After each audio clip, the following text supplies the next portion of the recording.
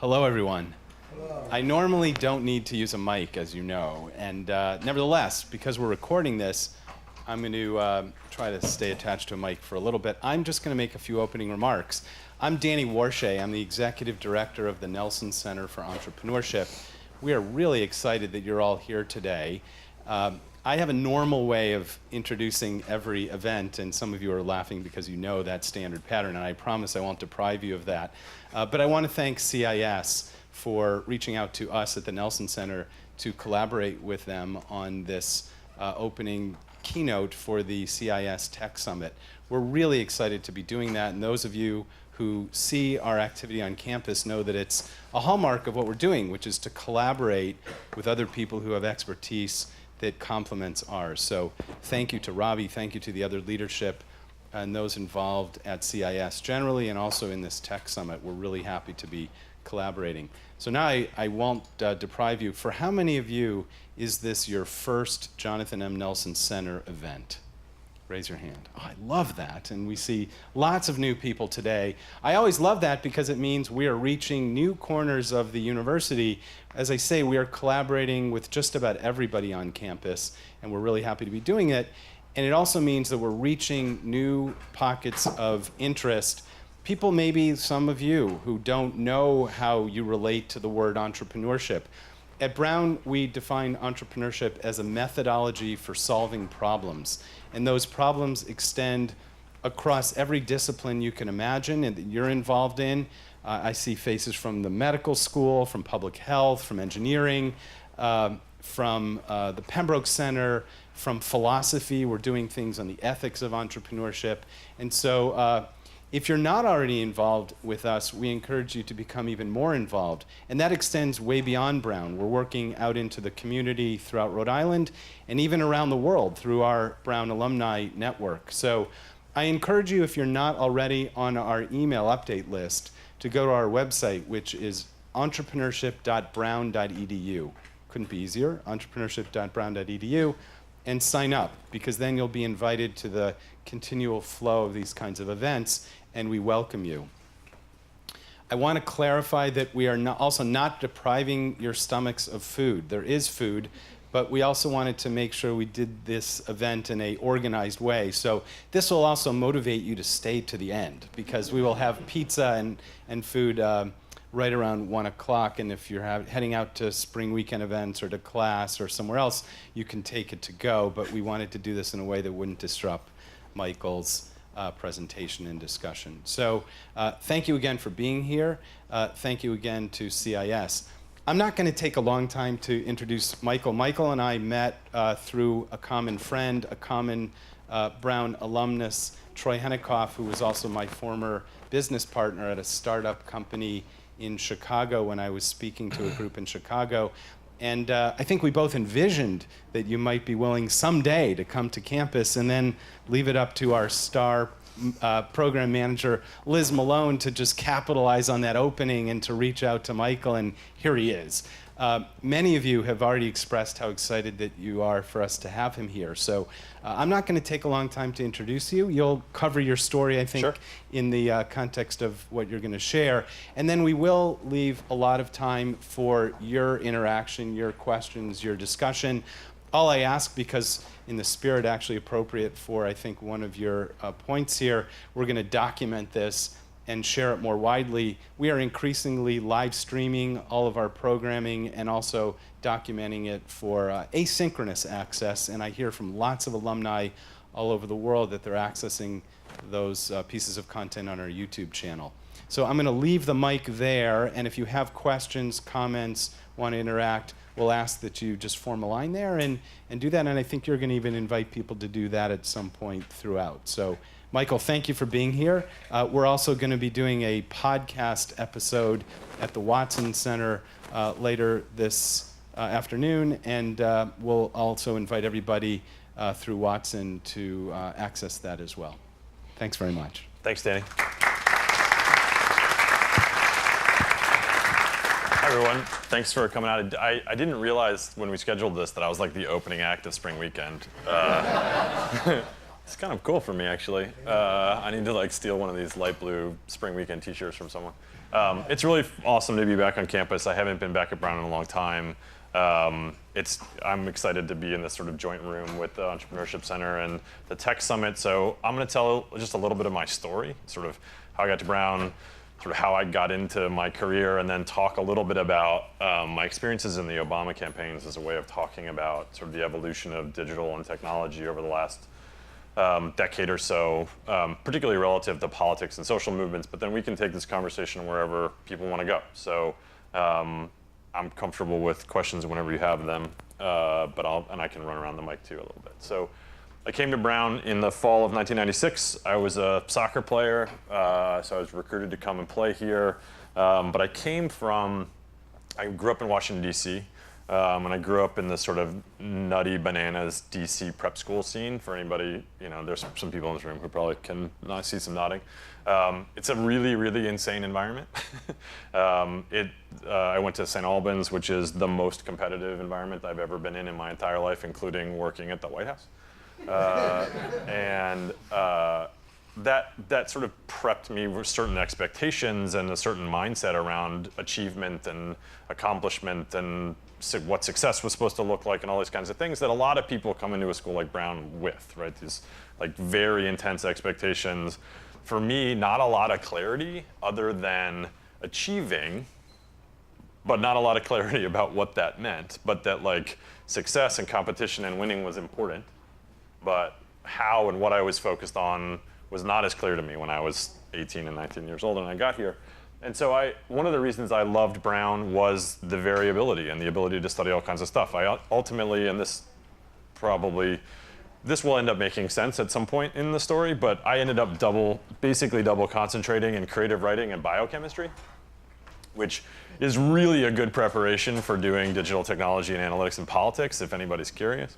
I never took a computer science class when I was here, and then have gone on to have this sort of whole career around sort of the intersection of communications and technology in the digital world. So what I spent a lot of time here doing was sort of exploring. And I was curious. I was obviously always curious about a lot of things, like sort of left-brained and right-brained, and playing soccer, and was a wannabe Jabberwock, and like a bunch of other stuff. I was a Bolt leader when I was here. Bolt's still around, right? Yeah. Good. And so I did a lot of stuff when I was on campus. When I graduated, I had no idea what I was going to do.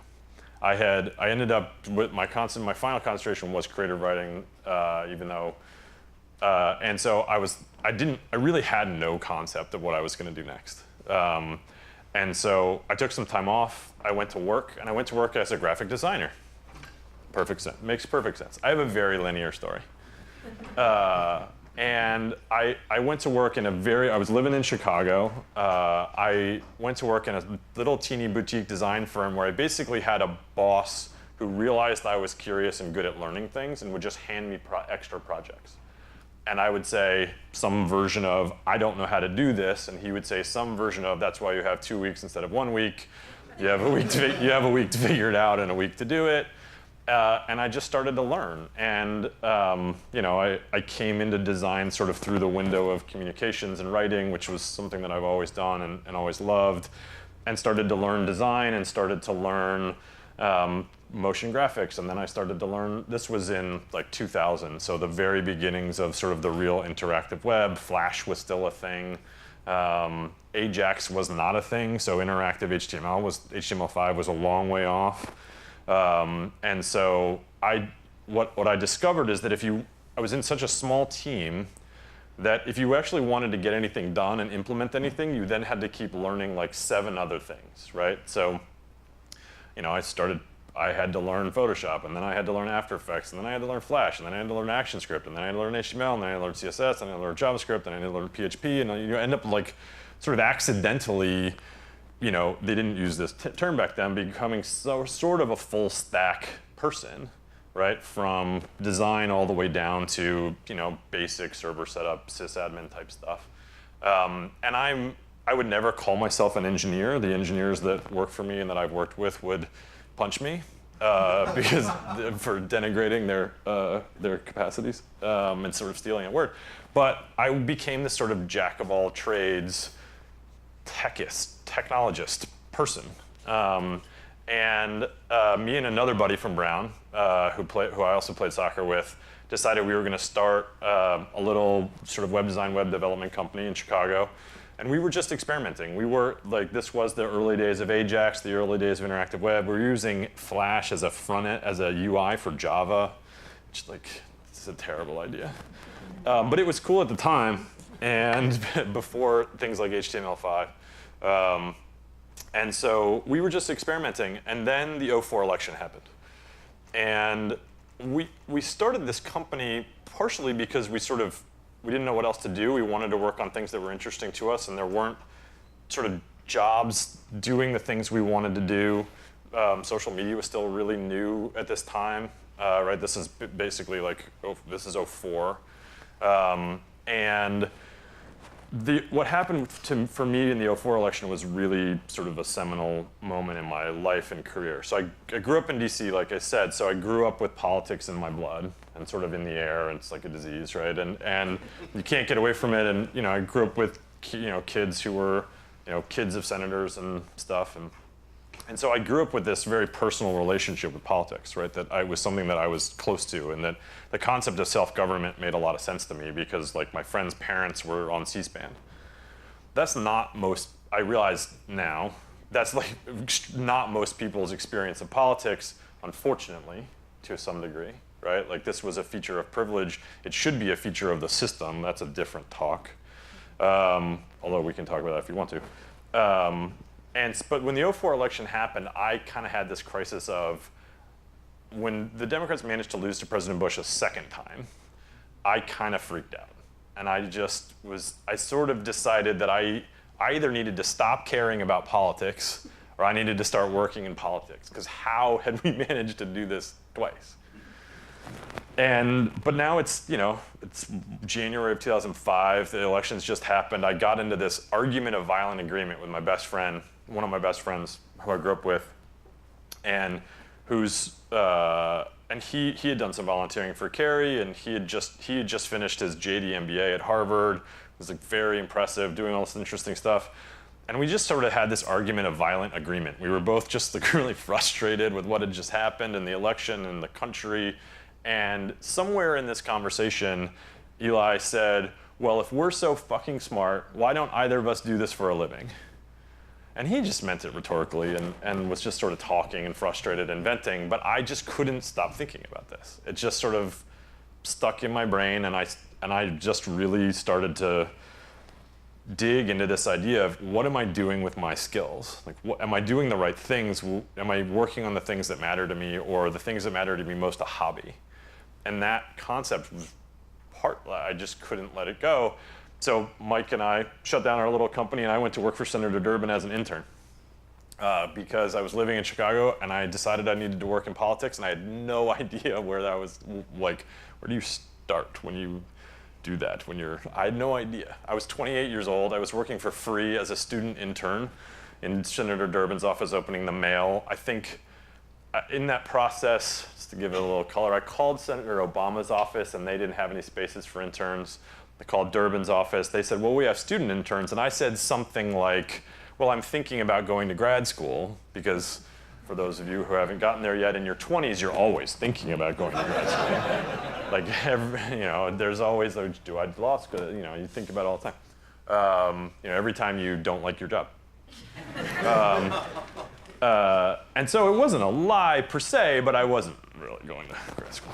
Anyway, I went to work I went in as a student intern, and then when the semester ended, I just kept coming. I was like Milton from Office Space. I didn't have to go to a different class because I wasn't in school. So I just kept coming to work, and they just kept giving me more stuff. And so I sort of just evolved into this kind of weird appendage of the staff, this unpaid staffer doing all kinds of stuff. And I fixed the website, and I started working on correspondence and writing things for Senator Durbin and little stuff, right?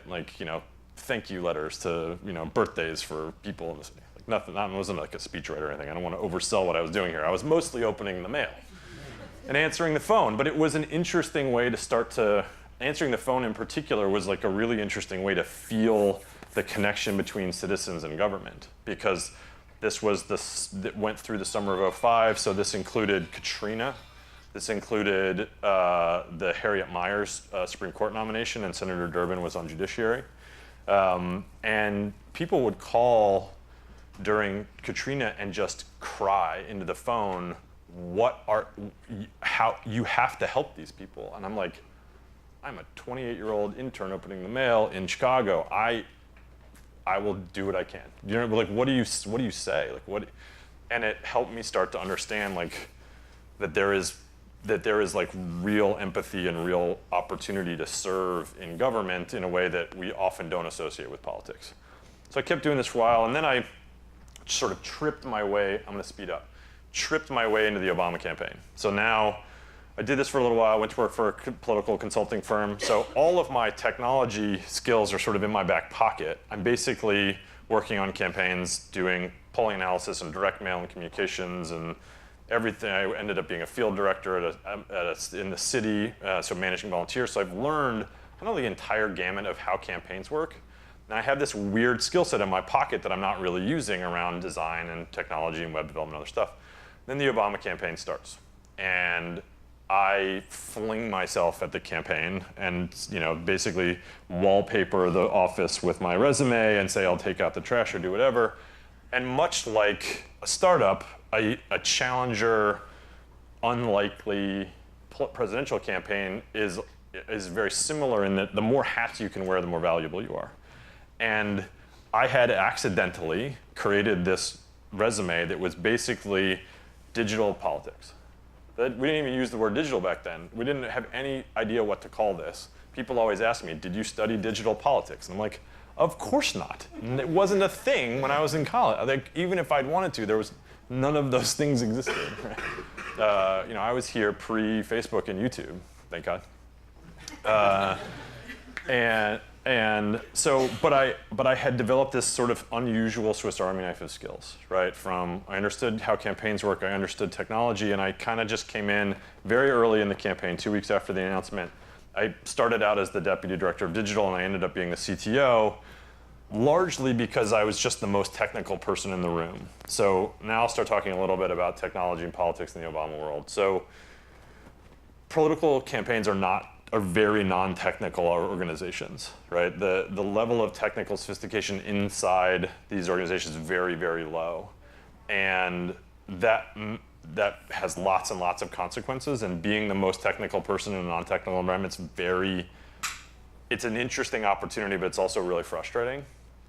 But it meant for me that as the one person that could translate between all the groups in the campaign, it created an opportunity for me that was really unique and special. I was 30 years old and I was the CTO of the Obama campaign. It was a big opportunity and it was a really interesting time. We think about that moment, it's important to remember when that was, right? There's a lot of mythology, particularly about the '08 campaign. Twitter was brand new. Facebook had only been open to non-EDU addresses for a year and a half or so when the campaign launched. There were only 100 million Facebook accounts total globally at the end of the '08 campaign, right? So social was not ubiquitous the way it is now.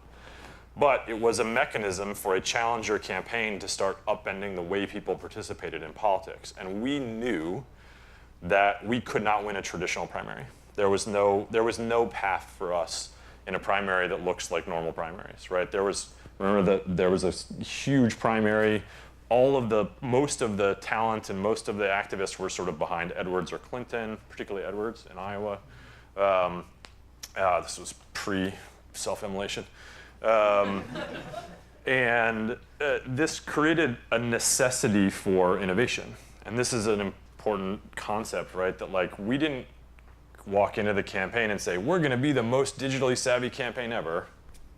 That's not a goal, right? It's not a good goal for a political organization. The political organization is trying to win, right? However, this political desperation of we can't win traditionally led us into all of these new opportunities. And so in a way, we were very much an opportunistic consumer of digital and technology. We built almost nothing. We had almost no engineers on the campaign. Everything was bubblegum and baling wire and all-nighters. I took 5 days off in 605 days. we basically just sort of brute forced our way through a lot of what we managed to figure out. And we get a lot of credit for a lot of firsts, but timing has a lot to do with the success of a rain dance. It always takes a second. And so some of it is just we were the first to there because we were the first to be there. But we did discover that people were hungry for new ways to participate more personally in politics. So as we looked to 2012, what the real gift of incumbency is time. You know you're going to raise $1 billion, and you know you're going to run a 2-year campaign, but you have no primaries to worry about, so you can start to plan. So now we started to have real conversations about building things. So the 2012 campaign was a much more technical organization. We had a full engineering team. We had a whole product function. I recruited a real CTO who knew how to build stuff and had taken computer science classes and could use the word engineer without making people snicker. His name was Harper Reed. He came out of the startup scene in Chicago and is great. But we realized that we had this opportunity to build our way out of some of the problems that we had in 2008, things that didn't work, things that weren't integrated. And I ended up with this super weird title, Chief Integration and Innovation Officer, which was basically sort of Harvard Business Review speak for nerdy deputy campaign manager. And so I oversaw all of the building that we were doing. And this also coincided with the sort of consumerization of cloud computing, the rise of AWS, the sort of capacity to start doing big data-ish things, and start running a real analytics program. So in 2008, where we did some very smart data analysis in the capacities where we didn't use cloud computing. We didn't use sort of clusters. Like a lot of the things that we rely on day in and day out for data science now didn't exist.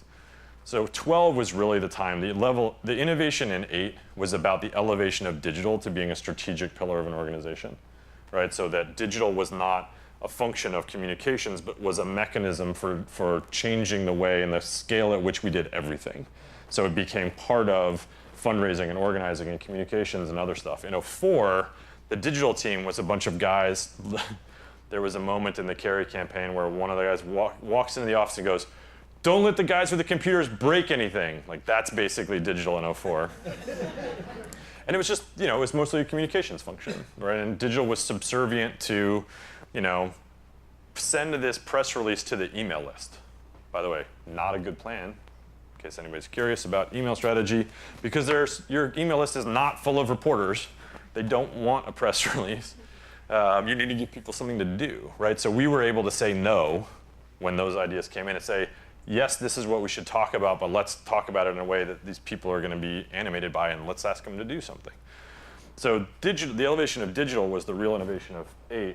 The elevation of analytics and technology was the evolution of 12. And that sort of started us down this whole path around big data in politics. Now, I keep using air quotes on big data because the data in politics is actually not that big. There's only 200 million voters in America, and most of the data in politics is more under-sophisticated than you would expect. Most of what we deal with is basically a giant table that is 200 rows, one per person, and as many columns as we can come up with about that person, but it's very flat, right? It's not graph-based, generally. It is basically a huge spreadsheet. Right? And we talk to people as many times as we can. We try to think about smart ways to talk to them.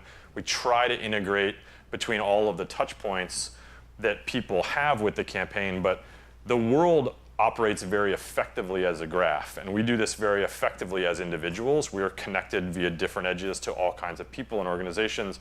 Most organizations still think about communications in the terms of channels, right? So this very linear publisher, media channel, audience sort of narrative, the sort of paid, earned, owned model that still dominates a lot of talk about sort of large-scale corporate communications and marketing in the agency world. The problem with that is it's completely terrible. It's a completely inaccurate way of describing the way people actually consume information. So as the world starts becoming more graph-based, we were trying to shift and have a more integrated view of a person, right? That we were a node in the graph along with the voters that we were trying to engage. And that meant we had to change our behavior. We needed to change the way we were integrated. hence this crazy title.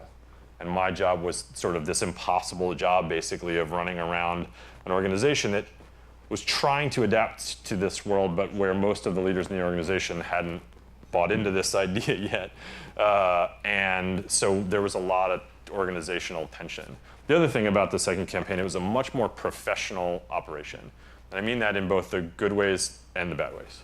Right? The '08 campaign was a movement of true belief. I mean, we were all true believers. It was an amazing experience. It's also the worst job I've ever had. So like, I try to be honest about campaigns.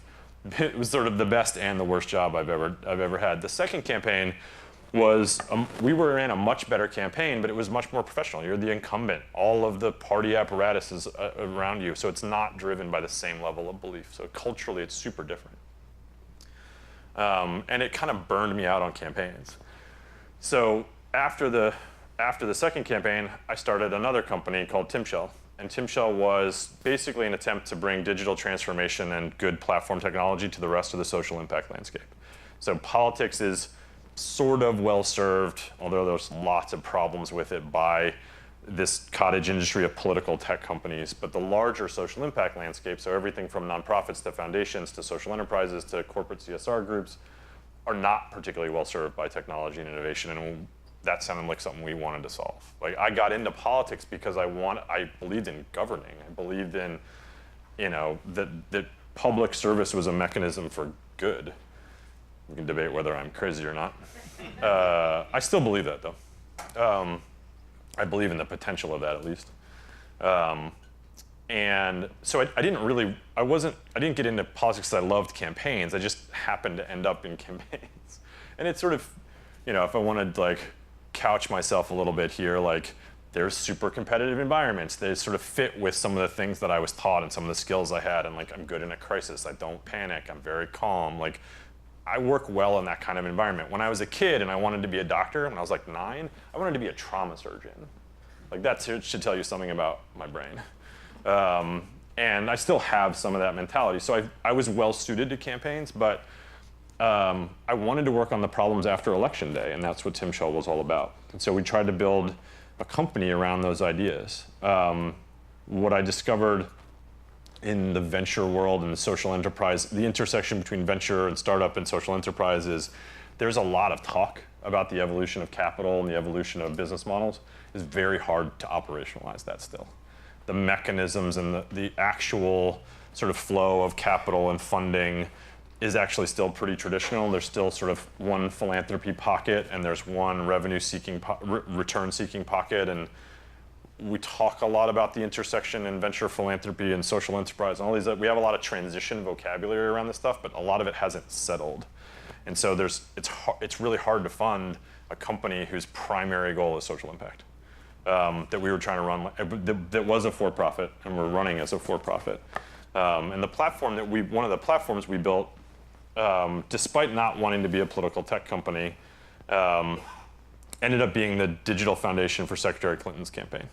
And this brings us to 16. So 16 now is this really sort of, we now see social as a ubiquitous set of edges in the way we interact with the world. Right? Whether you're on Twitter or not, you're consuming tweets. Whether you're on these platforms or not, you're being influenced by them. And it was a really, the mentality for the campaigns was much more product centric. So I was talking about being digital centric and then being engineering centric in 12.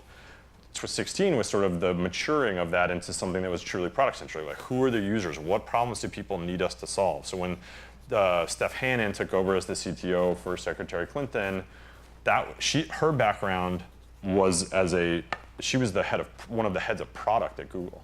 So you start with me, who's basically this scrappy, stay up all night, make stuff work, brute force CTO, right? Just cobbling stuff together, which was well suited to 08.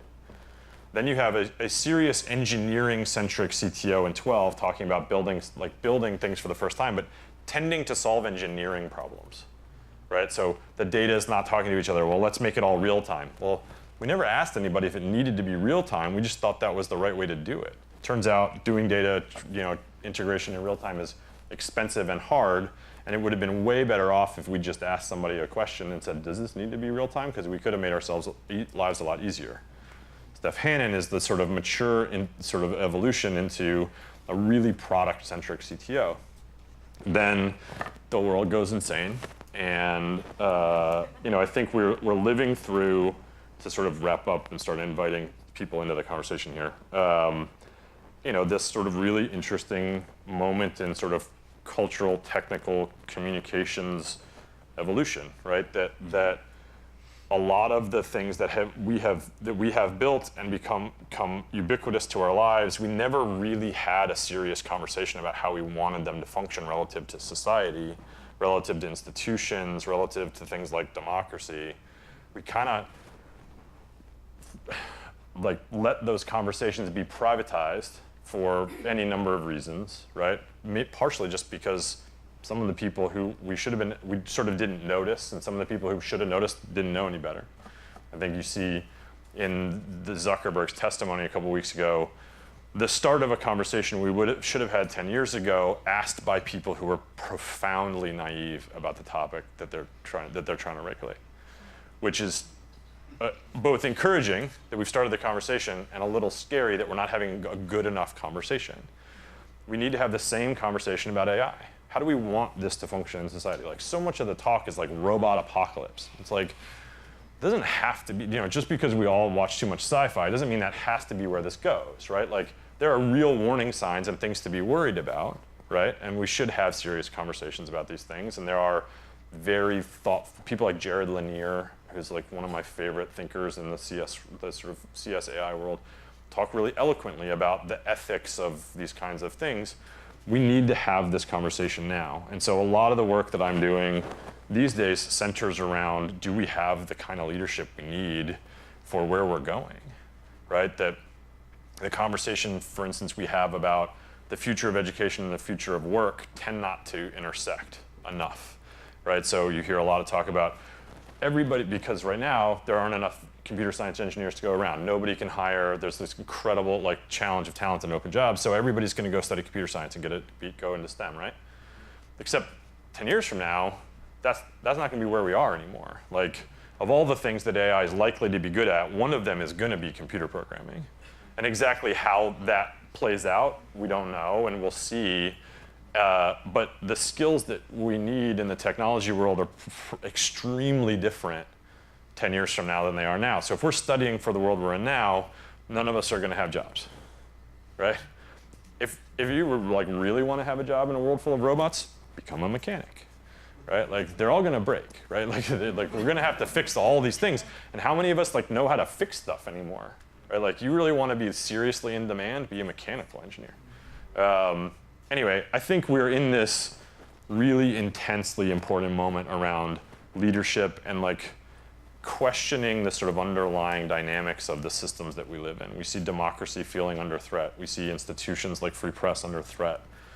We see leadership just not working right? Not working. It's certainly not in the places where we would normally expect to find leaders. I spent a lot of time since the 2016 election sort of wrestling inside the Democratic Party with what's a party for? And wondering where leadership is going to come from there, political leadership. So my life, like my story, is not terribly linear, right? And I think to sum up and let people start to ask some questions, I think thinking of entrepreneurship as a problem-solving thing, my experience as a problem-solving methodology, my experience of my own life and my own career is sort of a series of finding the problems that I care most about and thinking hard about sort of the highest and best use of my talents, right? There's a quote that's often attributed to Charles Bukowski that's about sort of, if something doesn't sort of burn your soul with flame, you shouldn't do it. It's not actually by Bukowski, but he did write a poem called So You Want to Be a Writer. I recommend everybody read that poem. It has to do with being a life of passion and a life of intention. I talked early on about coming into Brown with this sort of real kind of pathological sense of overachieving because I had to achieve because that's what you're supposed to do, but I was kind of an unguided missile. I was a pretty capable kid, I was good at stuff, and so I did well, right? I landed here, but I wasn't really going toward anything. I was mostly running away from this sort of like boulder of anxiety of you've got to be better and good enough and win and all those other things. And finding things to run toward has kind of been the whole point of my career. And here we are. So who's got questions? I can pass the mic around. Marcelo can pass the mic around. Thanks, Marcelo. Thank. He's got you. There you go. Thank you very much for sharing your story here. It's very inspiring to me. And so now people in the world are more connected than ever right now. As you mentioned, although if you're not using Twitter, you're influenced by it or other social media. So I'm wondering what advantage or disadvantage do you think this change is? Do you feel optimistic about it or do you worry about it? Both. I'm a pretty optimistic person in general, so I believe in our potential to take advantage of these things, to create more connectivity as a mechanism for better understanding and more empathy and ability to know more people at a distance, right? I think one of the good things, there's sort of a lot of debate in the sociology world around Dunbar's number, right? And like how many relationships can we maintain? I think there's starting to be some real thinking around the fact that that number is actually going up, that these tools actually mean we can at a minimum maintain more weak ties than we ever have had. That part of why that number is where it is was because of the mechanisms we use for maintaining relationships. Now, we have a different debate about depth of relationship and quality of relationship and the value of in-person connections and meeting physically versus online, all these other questions. But I think there's an enormous amount of potential in these things, right? Like our ability just to seeing young people caring about things not happening anywhere near them is a positive feature of this, right? I think there's all kinds of challenges, right? And I think when the business models of most of the media landscape are driven by attention, it's very hard for any of these systems to optimize around truth, right? So where this rears its head the most is in journalism, right? So if what we need from journalism is to present the truth, but almost all of our business models for media are attention-centric, how do we square the circle? And I think we watch the journalism world not figuring it out mostly right now, right? And it's not like propaganda's new, right? Like Trump didn't invent this, right? President Trump is really good at it. He's really good at, he is the master of a culture of declaration. If I say it with enough conviction, people will believe me. And by the way, I've made a pretty good career out of doing that.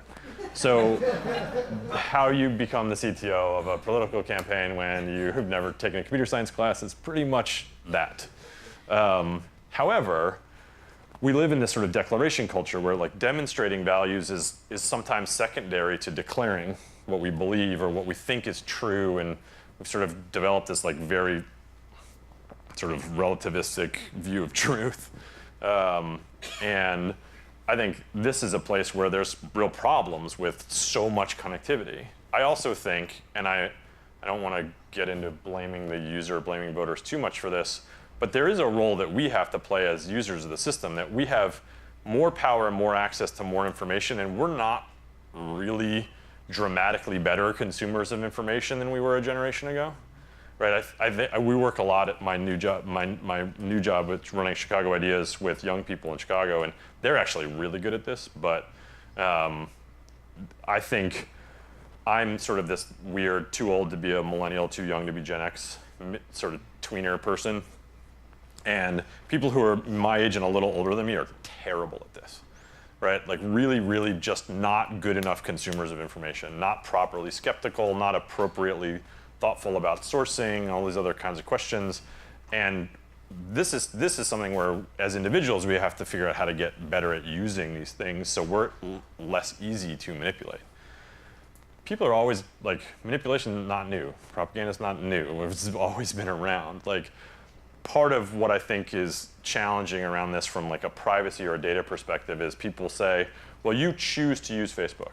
It's like, okay, I get the personal responsibility argument. However, when we do that, are we really making a sort of valid contractual sort of values-based judgment with full understanding of what we're giving up and what's being done with our data? The answer is no. There are probably a handful of people in this room who actually really get that, but this room is very unusual, right? That like, do we really understand the trade-off we're making? The answer is no, right? And there's been this joke in Silicon Valley for a long time that if something's free and you can't figure out what the product is, then you're the product. It's not funny. Like, that's offensive as hell, right? Like, there's whole companies who just don't give a shit about their users because the users and the customers are not the same, right? And you're watching Facebook right now wrestle with this hard and spending an enormous amount of money on their own communications and media trying to right the ship of like changing like their fundamental culture, right? That like the things that they talk about the power of connectivity and their business model are coincidentally aligned sometimes, but not connected necessarily by design. And that's something they're gonna have to figure out. And I think this is the right conversation to have. Who's the right one to regulate that? Who's gonna be the ref? Man, we don't have time for that one. Who else got a question? Sure, you wanna pass the mic around? I know there's more questions. There's no way there aren't.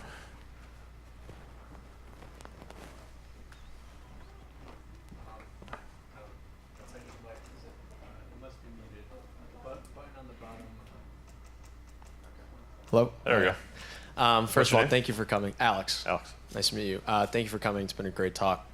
Jeb Bush recently came to campus and spoke about breaking out of your kind of bubble of information. I guess two-part question. How do you view, is the responsibility on the individual to do so, of breaking out of the bubble when it's very difficult, when the ways we consume information are curated beyond our control? And my other question is political advertising just in the same evolution as product advertising of using the data that is available to hyper-target? Should political advertising follow the same rules that other companies follow, or should they be part two separate? Both good questions. So in the first one, do we have bear some personal responsibility for this? Sure. Like I think one of the things I consume a lot of news and a lot of content, probably not surprising, and from sources knowing what you guys know about me that probably aren't surprising. Like I read the politics section of the New York Times and the Washington Post every day. That's not surprising to anyone. I also read all of redstate.com every day, right, in my RSS feed, in my set of RSS feeds. So like of all the things that I make sure that I'm consuming every day, like I'm intentionally seeking out content that drives me nuts because it's important to understand. I know what they're going to say on MSNBC, right? It's important to understand.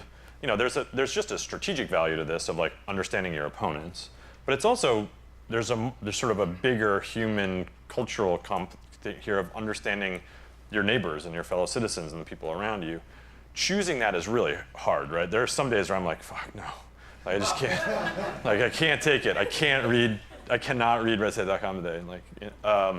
But it's important, right? It's important that we like genuinely understand each other, that we are willing to see all of human experience, right? And that doesn't mean we validate all of those ideas, right? Like, certainly not arguing for that, but sort of understanding what the spectrum looks like is important, right? So this is one of the fundamental challenges with algorithmic content display or feeds, streams that are algorithmically designed is, if it's designed to just get you to pay attention to what you're most likely to respond to, it's going to, by definition, push you toward the edges. Things that you love and things that you hate, right? So like the partisanship of that is sort of very obvious. I think one of the other challenges here is imagine if you were sort of opening up your, a TV screen or looking at, sort of the channel guide. If because my TV knows I'm a Democrat, Fox News wasn't an option. because it doesn't think I'm ever going to click on it. That I'm not making that choice is a problem. That's a problem. I may never click the button, ever. I may never say, yes, I want to watch Sean Hannity. Very unlikely. However, I'm choosing not to, and removing that choice from me changes my understanding of things like the Overton window, which is the concept, people know this, Overton window is the concept of like what's valid sort of spectrum of ideas in sort of particularly political conversations in a community. And that lack of choice is like a real problem with, and this comes up in very practical terms in things like the trending topics on Facebook. There's been a lot of debate about this because it was human curated and then they went to all machines and then they were getting really abused, so they went back to humans and there's still a problem. These problems are really hard. So yes, I think it is good for us and healthy for us to challenge ourselves. I think expecting people to override their own psychology of being, targeted with like heavy, like psychographic behavioral targeted stuff and like not clicking on the cat video and like choosing something, like it can't just be on us. That's just never, it's irrational to expect us to be able to sort of override our own biology like that all the time. It's just ridiculous. And so, there is a place to, one of the questions about this is always like, is the answer just more transparency in how the algorithms work? I think that's a good thing. It's probably not enough, ultimately. The question around political advertising versus sort of other forms of advertising, commercial advertising, we already have lots of rules that are specific to political advertising because it's more important. It is more important to how society works. It's more important to the running of the country. We think it should be like more carefully monitored. It should be more transparent, all these other things. So they're not the same now and they shouldn't be the same. Because when you're manipulating me to buy one kind of toilet paper over another kind of toilet paper, like that's problematic. Like if we've crossed some boundary of exploitation of my psychology, I think that's problematic. If you do that in service of changing the political direction of a nation, it's more problematic. Let's just like more important than toilet paper. So, despite what you might think about politics right now. So, the rules should be different for politics. They are different for politics. They're not sufficiently different. So, there are a lot of carve-outs and problems in the FEC law around, like, for instance, in FEC law, you don't have to do paid fors and attribution in all digital advertising, basically because it's hard and there's like not a lot of space, so they just carved out an exception for digital.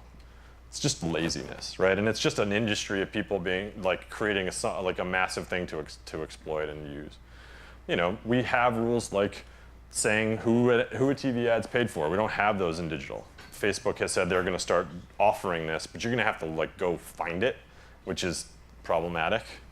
But finding ways to execute on the things that we believe, the values that we already believe in and have already decided on relative to political media in digital channels is something we just need to do the work of getting through. Now we're back to the question of, are the people who make these regulations capable of regulating these environments? We need more people who understand technology and media in office, full stop. Like, that means people who are engineers, that means people who have worked in business, that means we can't expect to get like thoughtful, reasonable, complicated, very difficult, ethical, technical questions answered by people who can't understand the technical side of the conversation. And that doesn't mean like throw everybody out and fill up Congress with a bunch of algorithms. Like that's also not the answer, right? We're supposed to live in a system of self-government. Our government is mostly a political class that governs us, right? It doesn't look like us sufficiently in all kinds of dimensions: race, gender, class, but also capability, right? This is another type of diversity that we lack in leadership. So this is a place we have to change this, or the regulatory landscape and the leadership that we're looking for, we're never going to find. And government has to work, right? Government is not a startup that can fail. right? So we have to figure out this problem. I think I have to stop there. I think it's time for pizza. I really hate to stop things there because what you're saying is so critically important and profound, but I do, and want to thank all of you for coming today, for participating today, for asking really engaging questions. I want to thank the CIS Tech Summit organizers for approaching us at the Nelson Center to collaborate with you. And I mostly want to ask you to join me in thanking Michael for being with us today. Thanks for coming.